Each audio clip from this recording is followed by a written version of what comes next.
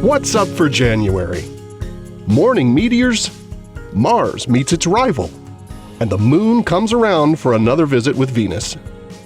The early morning of January 4th brings the peak of the quadrantid meteor shower. This annual shower can be one of the better ones of the year, although it has a much shorter peak than most other meteor showers, just a few hours versus a day or two. The visibility of meteor showers from year to year has a lot to do with whether there's a bright moon in the sky at the time or not. This year, the moon will set soon after midnight local time, meaning viewing conditions should be good provided your local skies are not obscured by winter weather.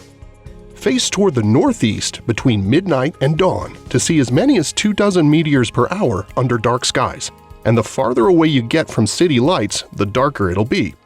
So bundle up and be sure to give your eyes a little time to adapt to the dark, including a break from your mobile device, in order to see the maximum number of meteors. Mars rises before dawn during January with its rival, the red giant star Antares. The name of this star translates as rival to Mars in ancient Greek, and the star rivals the red planet's appearance to the unaided eye, both in color and brightness. In reality, Antares is way, way bigger than Mars. In fact, it's much bigger than the orbit of Mars.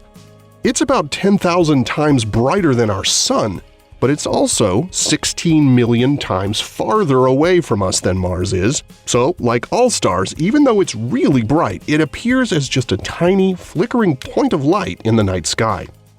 You can view the pair low in the southeast about an hour before sunrise each morning. Near the beginning of January, Mars appears above Antares. As the days progress, the planet moves lower and to the east of Antares. They're joined by a slim lunar crescent on January 20th for what should be a very pretty grouping. And as we start 2020, NASA's looking forward to the launch of the Mars 2020 rover mission. It's slated to blast off in July to seek signs of ancient life in a fossilized river delta on the red planet. Closing out the month, the crescent moon and Venus once again make for a gorgeous sight at the end of January, on the same day of the month as they did back in December. On January 28th, you'll find the pair hovering in the southwest in the hour or so after sunset that evening, so be sure to go out and take a look. Here are the phases of the moon for January. You can catch up on all of NASA's current and future missions at nasa.gov.